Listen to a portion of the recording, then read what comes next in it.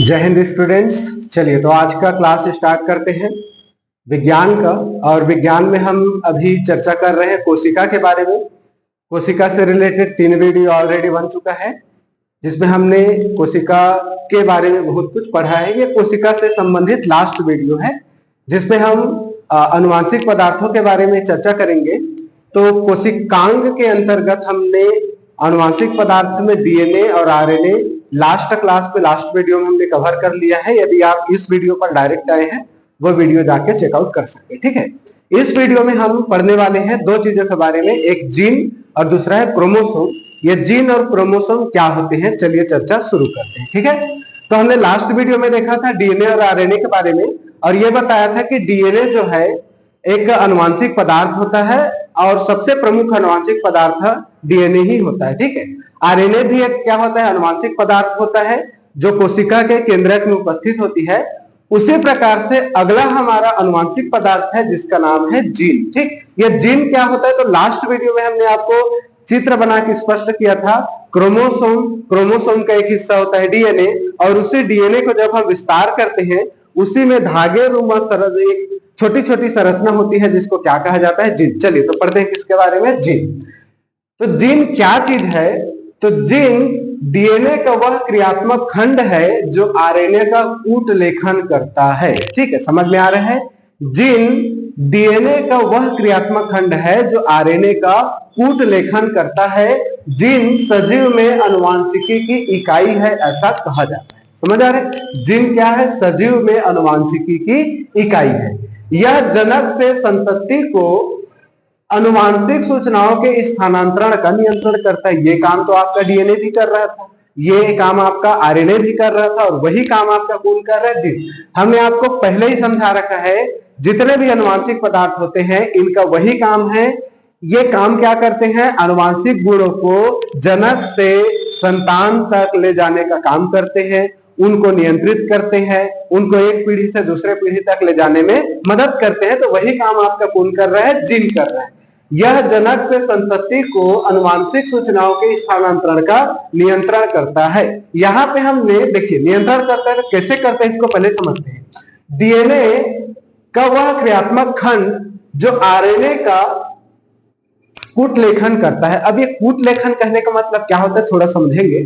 कूट लेखन कहने का मतलब यह होता है, ये काम क्या करता है, जो अनुवांशिक गुण होते हैं ना उसको क्रम से सजाने का जमाने का काम करते हैं कि पहले कौन सा प्रॉपर्टी जाएगा। जैसे हम किसी ऑफिस में जाएंगे तो ऑफिस में देखना उनका रजिस्टर रहता है, रजिस्टर को मेंटेन करने वाला कोई बाबू बैठा रहता है।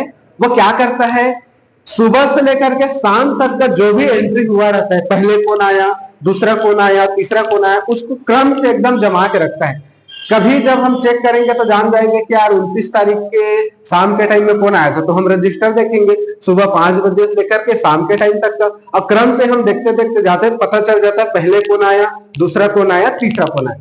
सेम उसी प्रकार से जितने भी अनुवांशिक गुण होते हैं उन गुणों को क्रम से जमाना, ये बोल रहे हैं कूट लेखन करना। क्या करना, कूट लेखन करना, क्रम से जमाने का काम कौन करता है, जीन करता है। अब जैसे अब एक पीढ़ी से दूसरे पीढ़ी में सूचना का स्थानांतरण हो रहा है। ठीक, अब जैसे मान लो मैं अपने ही डाल, आप लोगों का एग्जांपल क्या लो, मैं अपने एग्जांपल, तो मेरा मान लो कोई बच्चा होगा तो उस बच्चे में जो आंख है मेरे जैसा दिखेगा, बाल है मेरे जैसा होगा, आवाज है मेरे जैसे होगा, उसकी माँ की तरह भी हो सकती है, कुछ ऐसा नहीं कि सब मेरे ही जैसा होगा। समझ, मतलब यह है कि कैसे सूचना को क्रम से लेकर के जाना है, उसका कूट लेखन करना है, उसको जमाएगा। भाई ले जाने का काम जीन नहीं करेगा, ले जाने का काम डीएनए करेगा, आरएनए करेगा, लेकिन उसको बैग में पैकिंग करने का काम, सजाने का काम, जमाने का काम, कि पहले आंख, फिर बाल, फिर नाक, फिर गाल, फिर आवाज। सूचना जो अनुवांशिक गुण है पिता का या जनक का, उसको जमाने का काम करेगा कौन करेगा, जीन करेगा। मेरे ख्याल से इतना आपको समझ, जैसे हम कहीं गांव जाते हैं तो बैग को जब सजाते हैं तो पूरा जमाते नहीं जी, पहले छोटा कपड़ा, फिर बड़ा कपड़ा, फिर ये, फिर वो। वैसे सूचनाओं को, अनुवांशिक सूचनाओं को जमाने का काम कौन करेगा, जीन करेगा। इसीलिए इसको क्या कहा गया है, डीएनए का वह क्रियात्मक खंड जो आरएनए का कूट लेखन करता है, उसको जमाता है, लिखता है, ये काम करता है कौन? आपका जीन। समझ में आ रहा है? क्या बोलते हैं इसको? जीन कहते हैं। क्लियर यहां तक? तो हमने जान लिया कि जीन क्या है, कहां पे होती है। तो जीन जो होता है वो क्रोमोसोम, क्रोमोसोम में डीएनए, और डीएनए के बीच बीच में चिपका हुआ रहता है, वो आपका क्या होता है? जीन है। और जीन काम क्या करेगा? आरएनए का कूट लेखन करने का काम करता है। चलिए यहाँ पे समझ आ गया। जीनोम क्या होती है? जीनोम पद्धति क्या होती है समझिए। किसी भी जीव के डीएनए में विद्यमान समस्त जीनों का क्रम जीनोम कहलाता है। जीनों का क्रम क्या कहलाता है? जीनोम कहलाता है। क्लियर है? चलिए अब हम लोग पढ़ते हैं महत्वपूर्ण जो हमारा आनुवांशिक पदार्थ है, जिसका नाम क्या है? क्रोमोसोम। ठीक है, क्या है जी? क्रोमोसोम। हमने कोई ना कोई जगह पढ़ा होगा 9वीं 10वीं के विज्ञान की पुस्तक में, कोशिका के केंद्रक में धागे समान संरचना होती है, धागा नुमा संरचना होती है, जिसे क्या कहा जाता है? क्रोमोसोम कहा जाता है। ठीक, चलिए तो कोशिका के केंद्रक में धागे के समान संरचनाएं होती है, जिन्हें क्रोमोसोम कहते हैं। और ये जो क्रोमोसोम होता है, यह दो चीजों से मिलकर के बनती है, एक डीएनए से और एक प्रोटीन से। समझ आ रहा है? कितने चीजों से मिलकर बनेगा? दो चीजों से। क्रोमोसोम दो चीजों से मिलकर बनती है, एक है आपका डीएनए और एक है आपका प्रोटीन। तो डीएनए एवं प्रोटीन से मिलकर बनती है क्या? आपकी क्रोमोसोम। कहां पे होती है? तो कोशिका में होती है। कोशिका में कहां पे होता है? तो केंद्रक में होता है। और केंद्रक में धागे के समान ये संरचना होती है, जो डीएनए और प्रोटीन से मिलकर के बनी होती है। अब देखिए क्या लिखा है? आनुवांशिक गुणों अथवा लक्षणों को जनक से अगली पीढ़ी में स्थानांतरित करती है, और ये करने वाला कौन है? क्रोमोसोम। समझ आ रहा है? आनुवांशिक गुणों को, आनुवांशिक लक्षणों को, आनुवांशिक सूचनाओं को एक पीढ़ी से दूसरी पीढ़ी तक स्थानांतरित करने का काम कौन कर रहा है? क्रोमोसोम कर रहा है। स्थानांतरित करने का काम कौन कर रही है जी? क्रोमोसोम करे। ध्यान से रखना, यह मुख्यतः कोशिका विभाजन के समय ही दिखाई देती है। ध्यान रखेंगे, नॉर्मल कंडीशन में आपको क्रोमोसोम दिखाई नहीं देगा। ये तभी दिखाई देगा जब कोशिका में क्या होती है? विभाजन होती है। समझ आ रहे हैं? कोशिका विभाजन के समय ही हमें क्या दिखाई देती है? क्रोमोसोम, जो कोशिका के केंद्रक में धागे की समान संरचना होती है, डीएनए एवं प्रोटीन से बनी होती है, और यह केवल और केवल कोशिका विभाजन के समय दिखाई देती है। और इसका सबसे प्रमुख कार्य क्या है? आनुवांशिक लक्षण, आनुवांशिक गुण, आनुवांशिक सूचना को एक पीढ़ी से दूसरे पीढ़ी में स्थानांतरित करने का काम करती है। समझ गए यहां तक? चलिए आगे बढ़ते हैं। अब जो हमारे ये क्रोमोसोम होता है, ये क्रोमोसोम दो प्रकार के होता है। अब बोलोगे सर क्रोमोसोम कितने प्रकार? बिल्कुल, क्रोमोसोम कितने प्रकार के होते हैं? दो प्रकार के होते हैं। एक होता है दैहिक गुणसूत्र। अच्छा, क्रोमोसोम को हिंदी में क्या कहा जाता है? गुणसूत्र कहते हैं। ठीक है, ध्यान रखो, गुणसूत्र। ठीक है, क्रोमोसोम को हिंदी में क्या नाम बोला? गुणसूत्र। पता चला सर यहाँ पे आप क्रोमोसोम बोलते हैं, यहाँ गुणसूत्र, वही चीज है। समझ आ रहा है? दोनों से। तो गुणसूत्र या क्रोमोसोम कितने प्रकार के होते हैं? दो प्रकार के। एक होता है दैहिक और एक होता है लैंगिक। ठीक, इससे पहले थोड़ा समझेंगे, ये जो क्रोमोसोम की टोटल संख्या होती है, वह जोड़ी में 23 जोड़ी होती है, और एक जोड़ी मतलब दो जी। ठीक है, तो 23 दूने 46। समझ में आ रहा है? यदि आपको कहीं पूछ दे कि क्रोमोसोम की संख्या कितनी होती है, तो संख्या में होगा 46 और जोड़ी में होगा 23। समझ आ रहा है? तो 23 जोड़ी होते हैं गुणसूत्र। कितने होते हैं? 23 जोड़ी, और संख्या में कितना हो गया? 46। तो ध्यान से समझना, जो 22 जोड़ी होता है शुरू का, जो शुरुआत का 22 जोड़ी होता है, यह दैहिक गुणसूत्र होता है, जिससे शरीर का निर्माण होता है। समझ आ रहा है? 23 में से शुरुआत के 22 जोड़ा जो गुणसूत्र होता है, उसे हम दैहिक गुणसूत्र कहते हैं, और इन दैहिक गुणसूत्रों से ही हमारे शरीर का निर्माण होता है। समझ में आ गई बातें? चलिए, अब जो 23वां जोड़ा बचा, ठीक है, यहां पे हम लिखते हैं इसको 23वीं जोड़ी गुणसूत्र। समझ आ रहा है? तो जो 23वां नंबर का होता है, 23वां नंबर का, यही आपका कहलाता है क्या?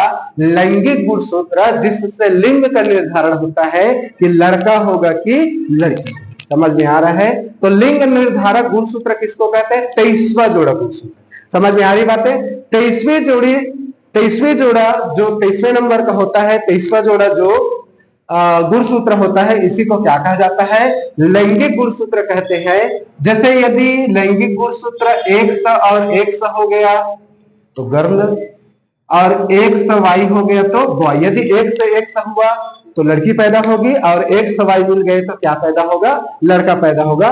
और ध्यान रखेंगे इस एक्स और वाई जो गुणसूत्र होता है इसमें भी सबसे महत्वपूर्ण भूमिका वाई गुणसूत्र का होता है, जो लिंग का एक्चुअल में निर्धारण करता है कि लड़का होगा कि लड़की होगा। तो वाई हुआ तो लड़का और एक्स हुआ तो लड़की। क्लियर यहां तक? चलिए, तो हमने देख लिया गुणसूत्र या क्रोमोसोम कितने प्रकार के होते हैं, दो प्रकार के। एक होता है दैहिक जो शरीर का निर्माण करता है, एक होता है लैंगिक जो लिंग का निर्धारण करता है लड़का होगा कि लड़की। तो एक्स एक्स हो गया तो लड़की, और एक्स वाई हो गया तो लड़का। और इनकी संख्या कितनी होती है, तो जोड़ी में 23 और 23 दूने 46। ठीक है, चलिए अब कुछ कुछ बातें देख लेते हैं। तो एक बात यहाँ बोले मनुष्य एक लिंगी प्राणी, बिल्कुल नहीं, मनुष्य के एक लिंग होता है, समझ? तो मनुष्य कैसा प्राणी है, तो एक लिंगी प्राणी। यहाँ पे कुछ प्रमुख बातें हमने प्रमुख खोज एवं खोजकर्ता के एक कॉलम बनाया है। हालांकि ये सब हमने पढ़ लिया है। कोशिका का खोजकर्ता रॉबर्ट हुक है। कोशिका सिद्धांत स्लाइडेन एमन स्वान ने दिया। केंद्रक का खोज रॉबर्ट ब्राउन ने किया। डीएनए का फ्रेडरिक मिशर ने किया।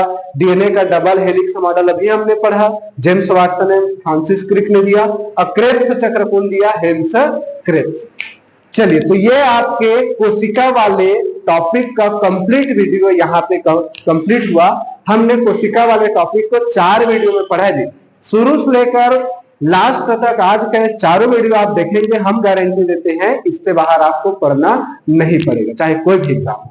समझ में आ रही है बातें? कॉन्फिडेंस रखिए पढ़ाने वाले पर, खुद पर, आपके कंटेंट पर। ठीक है, इस कंटेंट से बेहतर कंटेंट शायद ही कहीं आपको उपलब्ध हो पाएगा, तो ध्यान से पढ़ेंगे, अच्छे से पढ़ेंगे। ठीक है, प्रैक्टिस मेक्स यू परफेक्ट। क्या बोला?